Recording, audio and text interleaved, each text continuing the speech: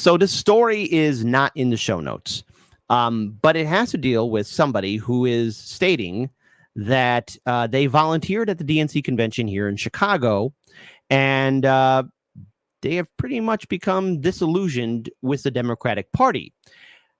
So, okay, let's talk about it. We here at Hard Lens Media, we covered the DNC convention. And I have my criticism of both the protesters as well as the DNC convention as a whole. And I'll be talking about that a little bit later today on Larry Sharp's show. And plus, I'll be, giving in my commentary throughout the show about what I thought of the DNC. And let's be clear. It was nothing but propaganda for Kamala Harris. There's no policy, no plan. Now, this video has recently garnered a lot of attention. And this is just one person, but this is her perspective. It's only 5 minutes long, but I encourage all of you to listen to it because this is a former campaign worker who speaks out after attending the DNC. And, well, like myself at one point, I woke up and broke away. And I think now we're seeing more people wake up. Not as much as I would like to see, but it is happening. So let's play this video. Okay, I'm going to get real in this, and it's probably going to piss some people off, but I'm okay with that, because if I'm not being honest, then what else am I doing? I just got back from the DNC where I signed up to volunteer, and when I initially had signed up to volunteer, Joe Biden was still the nominee. It wasn't yet Kamala Harris. I've worked in progressive politics for a long time. I have worked for many different Democratic candidates, Senate candidates, House candidates, even some Democratic organizations. And as the years have gone by, I found myself getting more and more disillusioned with the Democratic Party, although until now, I've never said that out loud or anywhere public. And I just want to say that by saying this, I'm not necessarily saying that the other party is better. I'm just giving you my experience with working with the Democrats. Throughout my career, I've mostly done campaign fundraising, so I've seen it the way that it works behind the scenes. And I know that candidates spend 8, 9, 10 hours a day just calling donors and begging rich people for money. It's pretty much the only people that they talk to. I mean, of course, sometimes they have to talk to voters, but the majority of their time is just spent calling and begging rich people to give them money for their campaigns.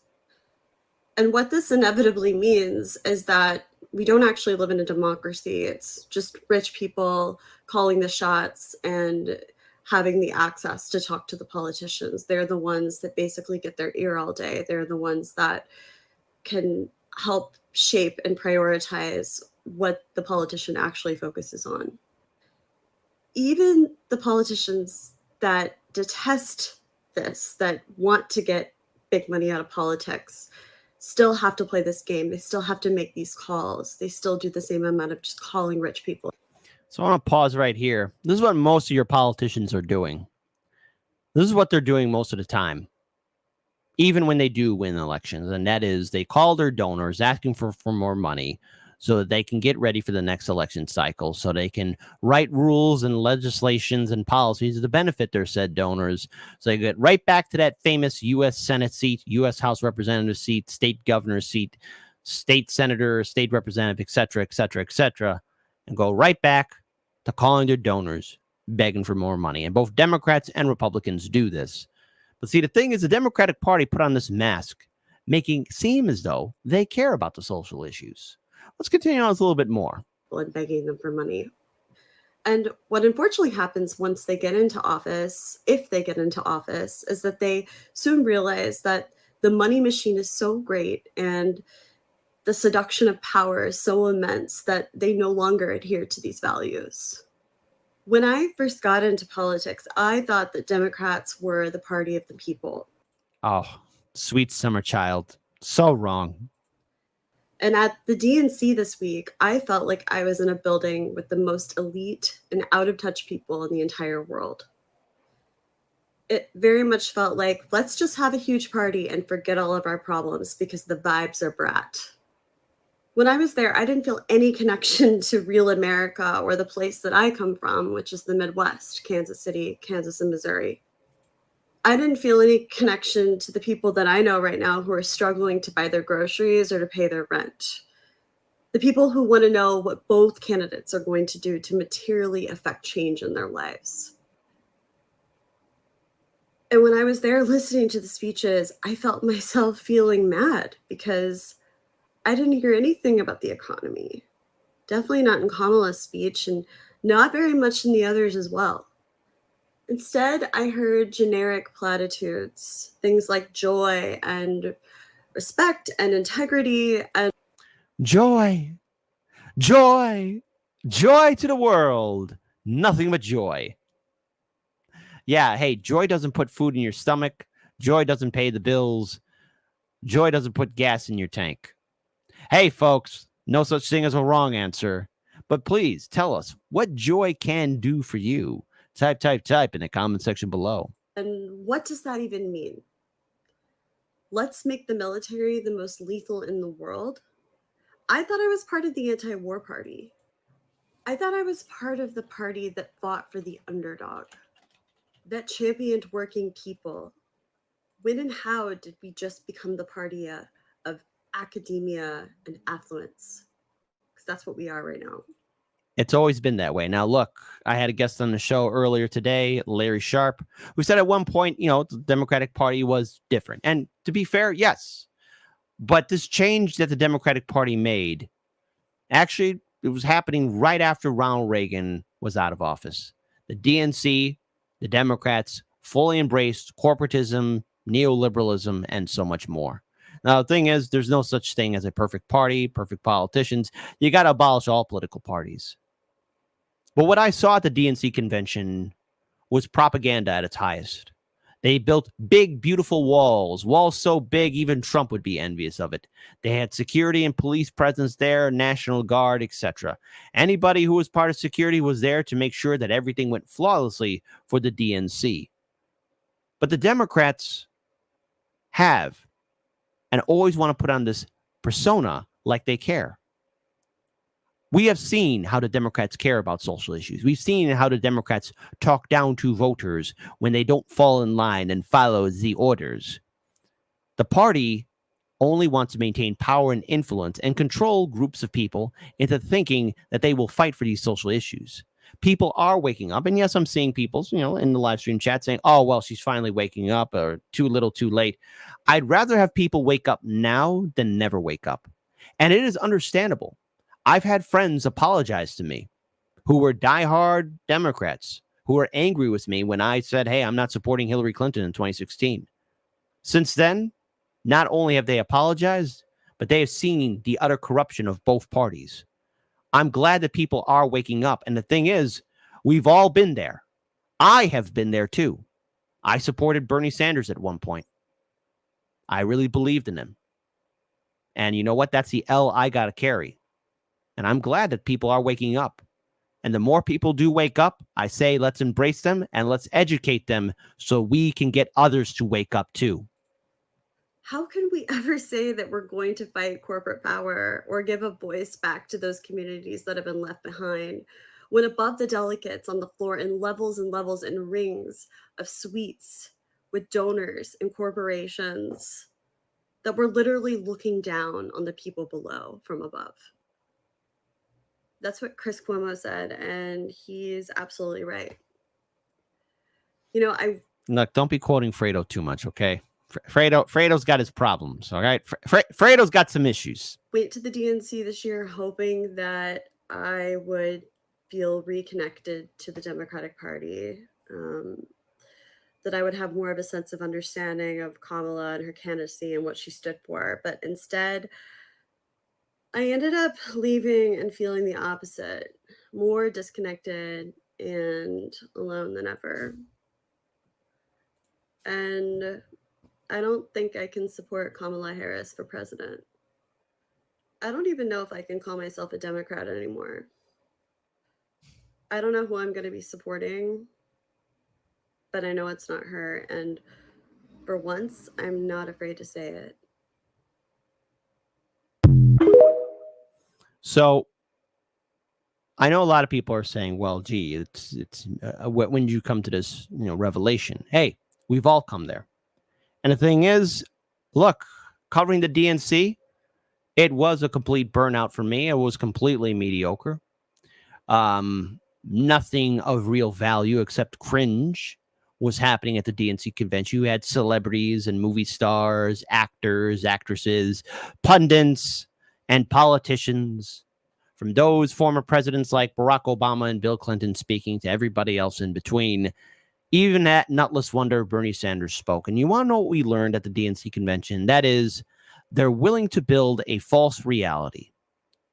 But if you have a functioning brain, you can wake up to it. And the thing is, there were people there.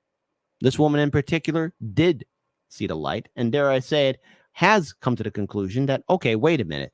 What does Kamala stand for? And it does take a lot of bravery, especially now in this day and age of social media, where everything's hypercharged on TikTok or Twitter or Instagram, Facebook, YouTube, etc., to say, I'm not going to support Kamala Harris. No, I've said that. But the thing is, when you have somebody who has put in a lot of work, maybe for the Democrats, she has said that she's done a lot of work, been a part of a lot of progressive campaigns, it takes a lot for people to walk away. And it's understandable why people would do that. I think what she has just said there is brave.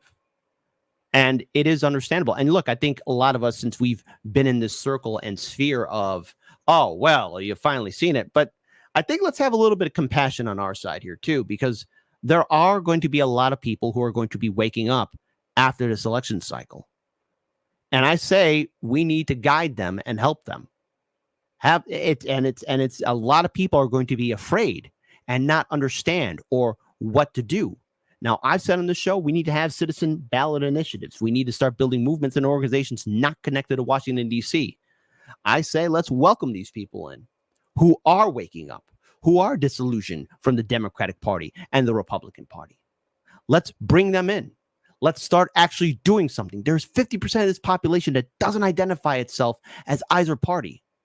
And, you know, I don't know if this woman who I played saw this video, but, you know, if this doesn't cause you to, you know, break away from the Democrats, and again, I've played this video before, but there's just 30 seconds of quote unquote liberal Democrats. Maybe some of them are delegates. Maybe some of them have influence within the DNC. Maybe some of them are high tier volunteers or organizers. But if this is how Democrats treat Palestinian voices, imagine how Democrats also treat Latino voters, Black voters, all voters. But oh, wait, we've seen this before.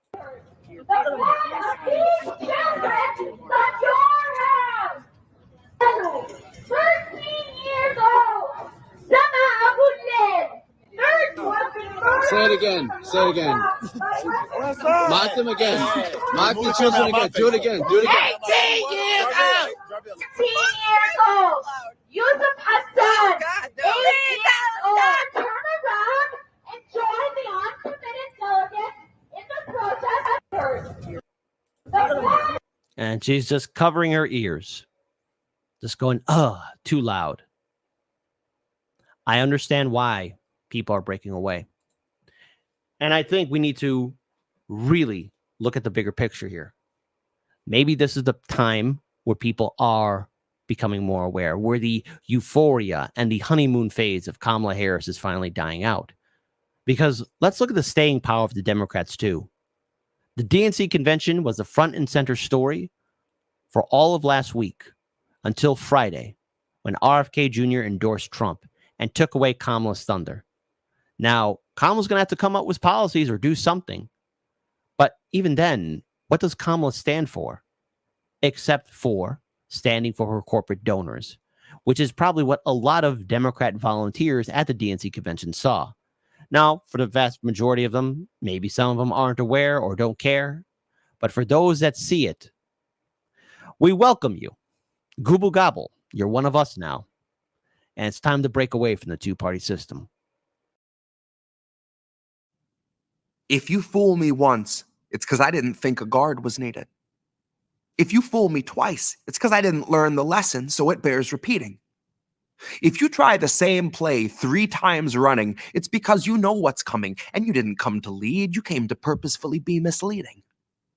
Democracy is dry. It's been a century bleeding. The husk is gaping open to the sky, out in the field where all the sheep just keep on circling and worrying and bleeding. They're waiting for the shepherd that they've tried to hide their faith in, but he's so appealing. They'd gladly give their fleece. It's such a freeing feeling that even when he leads them to the ledge and starts to urge them on, they're positively beaming. They were told that they were on their way to save democracy, so even as they plummet, they just gloat. They don't consider screaming. And halfway up the cliff, the shepherd's cozy little mittens wrap around the staff of shattered human hopes on which he's leaning. He shows the gentle grin that used to stir your inner spark, and he says, "Not me, us," as he gestures to the oligarchs. He knows that if he runs, they're going to stop him like a stolen car. And he'll easily surrender because it bought a lot of time for laying mines in all the grassroots. Suddenly, the tiniest of movements gets you blown apart. Suddenly, you're in a play that's set on an election day and voting for the fire, unaware you're playing Joan of Arc. Suddenly, the shepherd pulls the rug and slips a hood across your clueless mug, and everything goes zero dark. I'm gonna warn you once more before it's 2024 and you fuck around and find out who your heroes are. To take a step back from the herd, and you'll learn that you can spot who all the shearers are. If you really want to know the product that they're selling, I can take you where the mirrors are. If you think your voice is finally ready, I can tell you where the lyrics are. I hid them in a box I had to bury neath the cobble when they carpet bombed the promenade and raided all the street bazaars. Now all we've got's the marketplace, and you're too broke to even bother asking what the options for your treatment are. Suddenly, the raw debris of homeless human dignity will find it has 100 teeth for every badge and sweeper's arm. Suddenly, they speak in solidarity and each is armed. Suddenly, the sheep can see the shepherd for his truest form and all pitch in at once to help him buy the farm. And now it's zero dark, and all is calm and peaceful save the distant wail of sirens that approach beside the flames of dawn. Suddenly, the carrot's just a string that's on a stick, and all your movements make you sick because the prize is gone. Now we could go and flee into the forest low and meek, or we can exercise our right to feast and go and graze on Biden's lawn. 'Cause he's been sowing seeds that seep a toxin out to sap a bit from each of us and keep on leaching decades after Biden's gone. So regardless who they summon out of hell to come and do the job, it will not feel like Biden's gone. But in that time of hopelessness, you cannot trust the shepherd when he once again comes asking you to humor him his siren song. And it's cute that you can innocently, honestly assume that's just a symptom of a system that was wired wrong, and not the standard feature, basic function, primary objective of a mass hypnosis firebomb. You don't need to know the words to cry along. Someday it'll hit you like an officer who pistol whipped their ride along. Broke his jaw and kept his job and kept it moving right along. That voting isn't red or blue or black or white or right or wrong. Voting's like a firing squad where you can choose the firearm. It's slow extinction by and large. It's Super Tuesday supercharged. It's all your futures, roots and all, just tossed out on a garbage barge. It's everybody dropping out to push the biggest oligarch. It's everybody voting fire, registered as Joan of Arc.